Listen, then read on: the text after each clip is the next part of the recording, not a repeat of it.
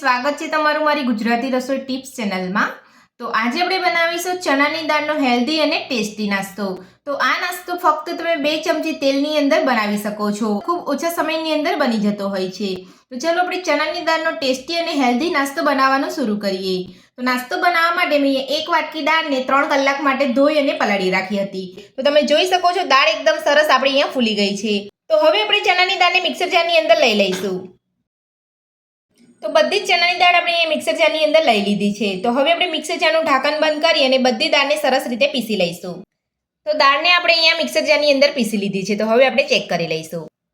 તો તમે જોઈ શકો છો આપણી ચણાની દાળ એકદમ સરસ અહીંયા પીસાઈ ગઈ છે। તો આ રીતની આપણે અહીંયા દાળ પીસવાની છે। જો તમારી આ રીતની દાળ પીસાઈ ના તો તમારે 2 થી 3 ચમચી જેટલું પાણી ઉમેરી લેવાનું છે। પણ અહીંયા વધારે પડતું તમારે અહીંયા પાણી નથી ઉમેરવાનું। મારે પણ અહીંયા દાળ બરાબર પીસાતી નથી એટલે મેં અહીંયા 2 થી 3 ચમચી જેટલું પાણી ઉમેર્યું છે। તો હવે આપણે દાળને એક વાસણની અંદર કાઢી લઈશું। તો બધી જ દાળ પીસેલી આપણે એક વાસણની અંદર કાઢી લીધી છે। તો હવે આપણે તેને સાઈડ પર રાખીશું। તો હવે આપણે એ જ મિક્સર જારની અંદર 2 લીલા મરચાં ઉમેરીશું।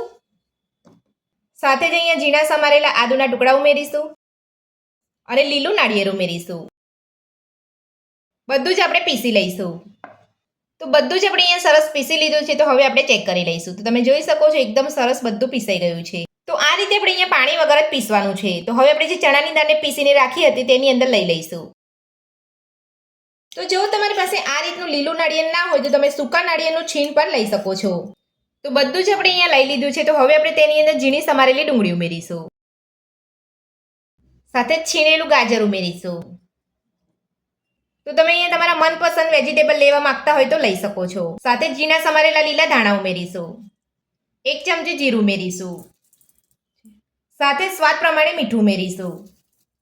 1 લીંબુનો રસ ઉમેરીશું। હાથની મદદથી બધું સરસ મિક્સ કરી લઈશું। તો આ નાસ્તો ખૂબ ઓછા મસાલાની અંદર બની જતો હોય છે અને ખાવામાં પણ એકદમ ટેસ્ટી લાગતો હોય છે। તો મારી આ રીતે આ નાસ્તો બનાવવાનું ઘરે એકવાર જરૂરથી ટ્રાય કરજો। ઘરમાં બધાને ખૂબ જ ભાવશે। તો બધું જ આપણે અહીંયા સરસ મિક્સ કરી લીધું છે। તો હવે આપણે તેને ઢાંકીને ફક્ત 10 મિનિટ માટે રહેવા દઈશું। તો નાસ્તાના મસાલાને ઢાંકી અહીંયા 10 મિનિટ જેટલો સમય થઈ ગયો છે। તો હવે આપણે ચેક કરી લઈશું। તો નાસ્તાનો મસાલો આપણે એકદમ સરસ અહીંયા સેટ થઈ ગયો છે। તો હવે આપણે નાસ્તાના મસાલામાંથી નાસ્તો બનાવીશું। તો નાસ્તો બનાવતા પહેલા આપણે કાણાવાળી ડીશને તેલથી ગ્રીસ કરી લઈશું। તો ડીશને આપણે અહીંયા તેલથી ગ્રીસ કરી લીધી છે। તો આ રીતે ડીશને તેલથી ગ્રીસ કરવાથી આપણો નાસ્તો એકદમ આસાનીથી નીકળી જશે। તો હવે આપણે નાસ્તાના મસાલામાંથી નાસ્તો બનાવી અને આપણે અહીંયા ડીશ ઉપર લઈ લઈશું। તો નાસ્તાના મસાલામાંથી તમારે આ રીતનો નાસ્તાનો શેપ આપી દેવાનો છે। જો તમારી કિનારી અહીંયા ફાટી જતી હોય તો તમારે આંગળીથી આ રીતે તમારે કવર કરી લેવાની છે। તો તમે જોઈ શકો છો આપણો નાસ્તો એકદમ સરસ દેખાઈ રહ્યો છે। તો બધા જ મસાલામાંથી આપણે આ રીતનો નાસ્તો બનાવી લઈશું અને નાસ્તાને આપણે ડીશ ઉપર લઈ લઈશું। તો બધો નાસ્તો બનાવી અને આપણે અહીંયા ડીશ ઉપર લઈ લીધો છે। તો હવે આપણે નાસ્તાને કૂક કરી લઈશું। તો નાસ્તાને કૂક કરવા માટે મેં અહીંયા કુકરની અંદર પાણી ગરમ કરવા મૂકી દીધું છે અને પાણી પણ આપણું અહીંયા સરસ ગરમ થઈ ગયું છે। તો હવે આપણે કુકરની અંદર નાસ્તાની ડીશ લઈ લઈશું। તો હવે આપણે કુકરનું ઢાંકણ બંધ કરી અને ગેસની ફૂલ ફ્લેમ પર 10 મિનિટ માટે થવા દઈશું। તો નાસ્તાને ઢાંકી અહીંયા 10 મિનિટ જેટલો સમય થઈ ગયો છે। તો હવે આપણે ચેક કરી લઈશું।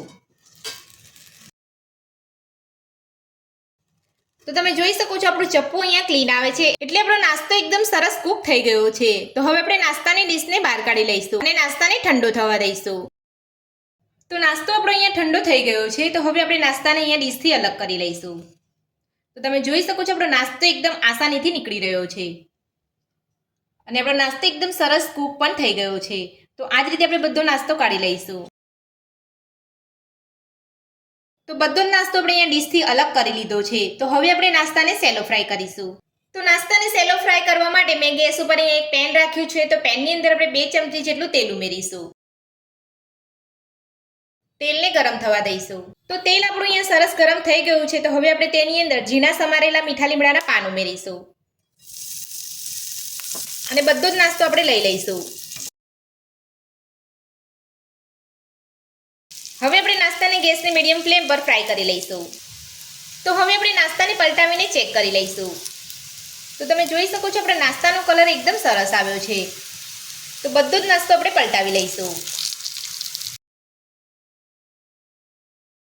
અને બીજી બાજુ પણ આ જ રીતે નાસ્તાને આપણે સેલો ફ્રાય કરી લઈશું. તો તમે જોઈ શકો છો બધા જ નાસ્તાનો એકદમ સરસ કલર આવ્યો છે. તો હવે આપણે નાસ્તાને બીજી બાજુ પલટાવીને ચેક કરી લઈશું. તો તમે જોઈ શકો છો આપણે બીજી બાજુ પણ નાસ્તો સરસ સેલો ફ્રાય થઈ ગયો છે. તો આ જ રીતે તમારે બંને બાજુ નાસ્તાને પલટાવી અને સેલો ફ્રાય કરી લેવાનો છે. તો બધો જ નાસ્તો આપણે અહીંયા સેલો ફ્રાય થઈ ગયો છે. તો હવે આપણે એક પ્લેટની અંદર સર્વ કરી લઈશું. તો બહારથી ક્રિસ્પી અને અંદરથી સોફ્ટ આપણો ચણાની દાળનો નવો નાસ્તો બનીને તૈયાર છે. અને તમે જોઈ શકો છો આપણો નાસ્તો એકદમ સરસ દેખાઈ રહ્યો છે અને અંદરથી એકદમ સોફ્ટ બન્યો છે. તો આ ચણાની દાળનો નવો નાસ્તો બનાવવાની રીત તમને મારી કેવી લાગે મને કોમેન્ટ બોક્સમાં કોમેન્ટ કરીને જરૂરથી જણાવજો. અને મારી આ રીતે આ નવો નાસ્તો બનાવવાનું ઘરે એકવાર જરૂરથી ટ્રાય કરજો. એકદમ ટેસ્ટી નાસ્તો બનીને તૈયાર થશે. આજની રેસીપી પસંદ આવી હોય તો વિડીયોને લાઇક કરજો, ચેનલને સબસ્ક્રાઇબ કરજો, તમારા મિત્રોને જરૂરથી શેર કરજો. Thank you.